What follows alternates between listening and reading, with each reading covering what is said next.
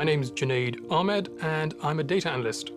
A data analyst is responsible for transforming, collating and analyzing data to help their clients and businesses make strategic, data-driven decisions. The company I work for is a financial services firm.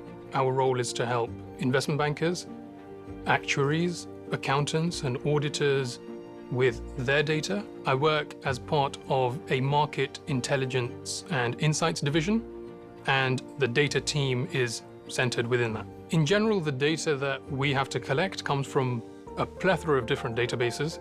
So my job is to collect all that data, combine it, and then analyze it in whatever capacity the client has requested. If the data happens to be internal within the firm, then that can be in a spreadsheet, it could be in a Power BI dashboard. If it's coming from Google, where I have to do some extra research, reading into company accounts, it can come from there. In large part, the data that I use tends to come from external or third-party databases, which the division has subscribed to.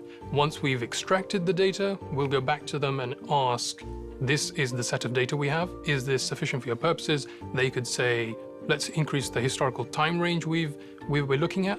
So we'll extract a larger set of data, and then we'll ask them what exactly they're looking for, because in some cases, the client, even themselves, they're not entirely sure what they're looking for. CFOs, CEOs, senior executives, C-suite executives, they want more data-driven and evidence-based decisions. And so that's where the sort of importance of my role comes in. It allows me to have my hand in so many different industries within financial services. I have to deal with and understand banking. I have to understand actuarial science. I have to deal with and understand auditing and accounts. So being able to have that wide breadth of knowledge is really enjoyable. It makes you have to constantly stay learning.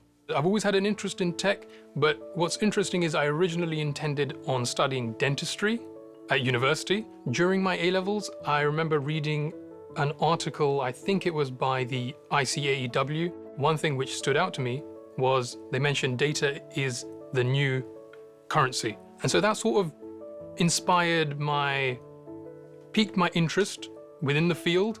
I ended up studying mathematics and finance at university, and from there on, went into data analytics. When I made the decision to switch from dentistry to data analytics or going into financial technology, I never really had any doubts. I always knew I'd be able to do my best in whatever field I chose. But there was definitely some pushback. You receive some pushback from parents, especially my demographic of parents. It's doctor, engineer, or lawyer. Going into data analytics was tough to explain to them, but once they saw my knowledge and that I would be able to cement myself within the field, they were all for it.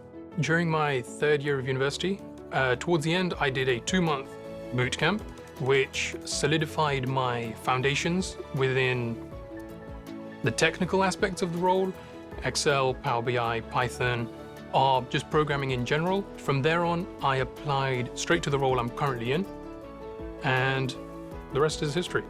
My day usually starts around 8 a.m. At 9 a.m., we'll have a morning team meeting with all the other analysts, the economists, researchers, other members of the team. We'll go through a roundtable of everything we're working on. Once that meeting's done, I'll usually have a client meeting to attend from 10 to about 12, confirming their requirements, fleshing out the project we're working on for them, and just making sure we understand everything they need. From 12 to about 1, I'll go for lunch, and in the afternoon, it'll usually be deep work where I'm actively working on the project for the client. Towards the end of the day, I'll wrap up and do any prep I have for any meetings I'll have the following day. The things that make a good data analyst are curiosity and I would say communication. Curiosity because you have to be curious about the data you're analyzing. You have to be able to get to the bottom of what that data is showing you, and that's all encompassed within curiosity. And then communication, being able to explain complex technical ideas to stakeholders or clients who may not be as technically savvy. There's certainly no requirement for a university degree to get into tech. Most of the learning I did was through the bootcamp and the certification that I achieved. There's a senior analyst in our team. He did a degree in marine biology, which is completely left field. He did a certification to help him on the technical side of things, and that's what helped him get the role in our team. For someone who wants to get into tech, I would say don't be intimidated.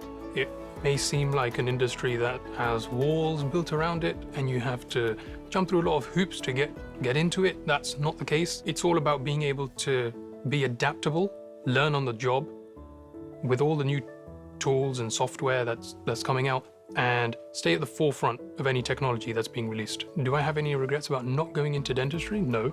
It's about 5 years of undergrad study and then 2 years of specialty study, which is something I don't really look forward to too much. Working in tech has allowed me to expand my horizons. The number of people from different backgrounds that I've had to deal with and learn about, meeting different people, understanding their journeys, and being able to connect with them on that level has been something I never expected.